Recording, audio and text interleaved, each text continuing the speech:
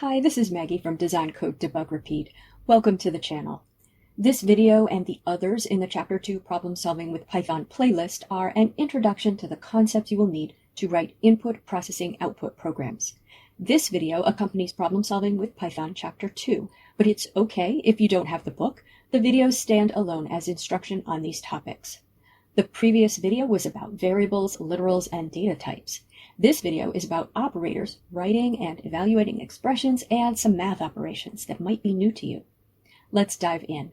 I have the idle console open here. I urge you to open up the idle console and program along with me. Do that and experiment with the program as we go. That's the best way to learn. And even though we're usually going to be writing scripts or programs, demonstrating math is easiest done in the console. Now, it's very important to recall the two numeric types we talked about in the last video: integers, which are whole numbers, and reals, which have a decimal part. The integer data type is called int in Python, and the real data type is called float for floating point numbers. And now let's look at this list of Python's operators. In fact, it's the precedence table for Python's operators. You'll see a lot of unfamiliar operators here, but don't worry about them. Focus on the arithmetic operators that are familiar. Here are plus and minus, used for addition and subtraction, and here is the asterisk, used for multiplication, and forward slash, used for division. Now, you must always use the asterisk for multiplication. You can't use any other symbols or shortcuts that we're used to from algebra, like writing 3x, for example. Let's define some variables. Let's have num1 equals 10 and num2 equals 3. And let's look at the results of some math expressions. Now, addition and subtraction are very straightforward. Let's add. I'll write total equals num1 plus num2. Now, when we're writing a script, we're almost always going to be putting the results of an expression in a variable, which is why I did that here. If I now ask Python to evaluate total by typing total and pressing enter, it says 13. Hopefully you expected that. If I say difference equals num1 minus num2, and then ask Python to evaluate difference, it says 7. Addition and subtraction work exactly as you'd expect, I hope. At least on integers. There can be errors with floats because only so many digits can be represented, meaning the precision isn't infinite. And so if you try to add a very small float to a very large one, the small float might be lost. So we won't go into detail about that here, but eventually you should explore how numbers are represented on computers and what problems can arise because of that. If I want to multiply two expressions, then I write them on either side of the asterisk. Let's multiply. We'll write product equals num1 asterisk num2. And that works exactly as you would think from arithmetic. It will multiply 10 by 3. Let's ask Python what product evaluates to by typing product and pressing enter. And no surprise, it tells us 30, which is 10 times 3. So far, so good. Let's use the division operator. Let's say quotient equals num1 forward slash num2. And then we'll ask Python to evaluate quotient by typing quotient and pressing enter. And Python says 3.3333, and then there's a 5 at the end. Well, you know that the mathematical answer is 3.3 repeating, and Python's answer starts out that way. But again, we have only a finite amount of space to store numbers on a computer, and each floating point number is stored as a binary fraction approximating the number. So we get some small error when we do math with floating points, or that results in a floating point value. Now, Python is actually kind of unusual in that division always results in a floating point result. And you can ignore what I'm going to say now if you want to, but put a pin in it if you decide to learn a different language next. In many languages, like C and Java, for example, if you divide two integers, you always get an integer result, not a floating point result. So again, put a pin in that for your next language. In Python, if you divide two numbers, whether they're integers or floats or a mix, you're going to get a floating point result. Okay, but Python does have some integer division operators, and these are operators you may not have seen before, so let's take a moment to learn them. These operators are div and mod. Div, meaning integer division, and mod, or modulo, meaning the remainder of an integer division. Maybe in grade school you learned to divide like this. Calculate 13 divided by 6. 6 goes into 13 2 times. 6 times 2 is 12. And 13 minus 12 is 1.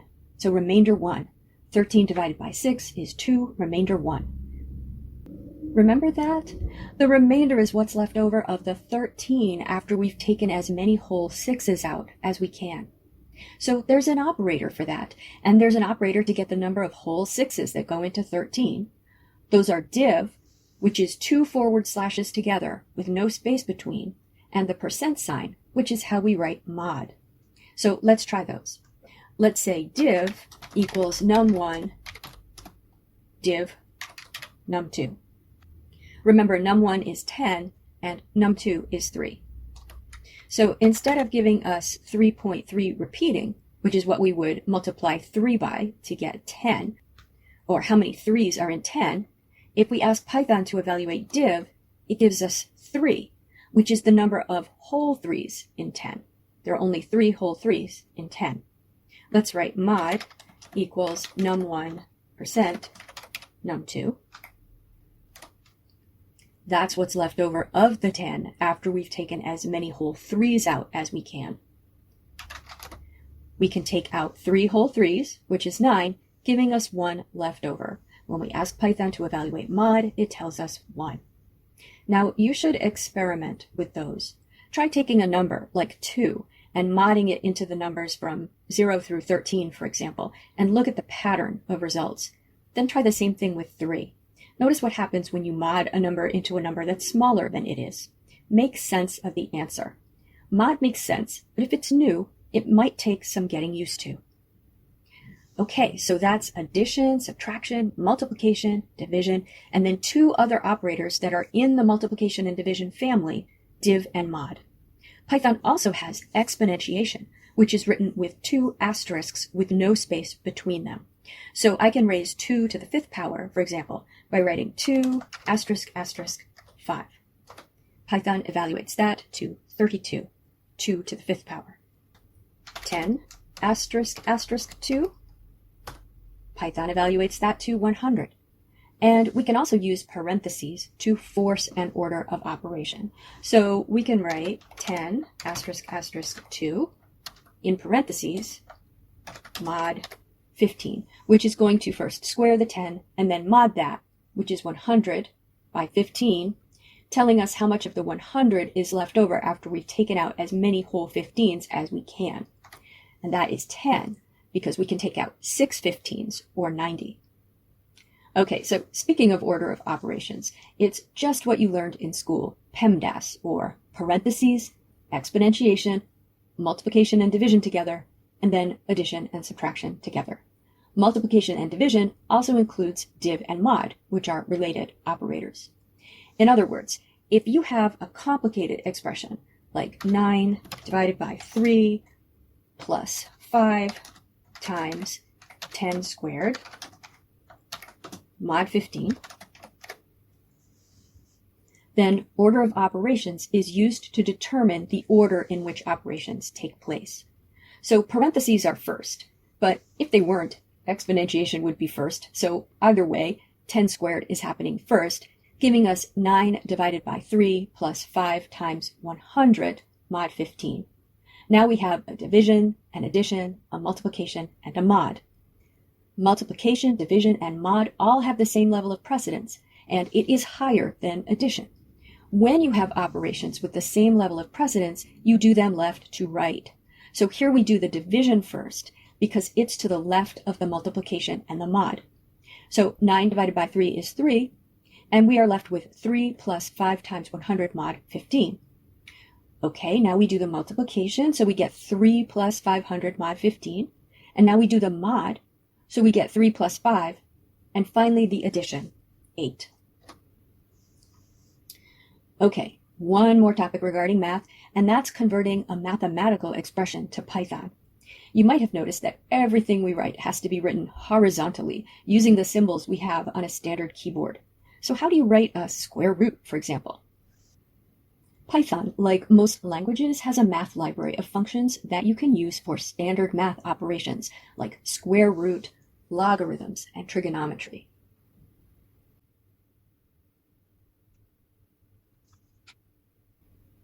So if I import math, I can write math.sqrt, that's the function for square root, and then in parentheses, I put the number I want the square root of, such as 25. And Python will evaluate that to the square root of 25. Or for logarithm, I type math.log, and then I can put one number in the parentheses and get the natural log of that number, or the value you would raise e to in order to get the number. Or I can put two numbers in the parentheses separated by a comma in this order, the number I want the logarithm of and the base, for example, 1010. And I will get the log base 10 of 1000, or 3. And there's an absolute value function which isn't part of math. It's just part of Python, and that's abs. So abs, and then in parentheses, -10, and the result is 10. And so I can just embed these math function calls into an expression. For example, if I want to calculate the square root of a squared plus b squared, the hypotenuse formula, let's define a as 3 and b as 4. I write math.square root a squared plus b squared. So this is going to calculate what's in parentheses first, a squared, and then b squared, and then add them together according to order of operations. And then it will take the square root of the result, which is 5, as in a 3, 4, 5 triangle. And one other tricky thing to note is when we have a fraction with an expression in the numerator and an expression in the denominator. For example, suppose we have 1 over a plus b. We can't just write out 1 divided by a plus b, because the division will take precedence over the addition, and I'll end up calculating 1 over a and then adding b to that. We want to force the denominator to be calculated before we divide. A fraction is like a grouping operator. The whole numerator is calculated and the whole denominator is calculated, and then we divide. So a good rule of thumb is to just always put parentheses around your numerator and around your denominator. So 1 over a plus b in parentheses. I could put parentheses around the 1, but it's just one number, so I'm not going to here, but it wouldn't hurt to do it. Okay, that's a lot, again, and it's a lot you should practice with. I'm going to include a little auto-graded practice exercise in the description of the video that you can try to reinforce these ideas. Once you've completed that and you're confident about writing and evaluating mathematical expressions in Python, you're ready to move on.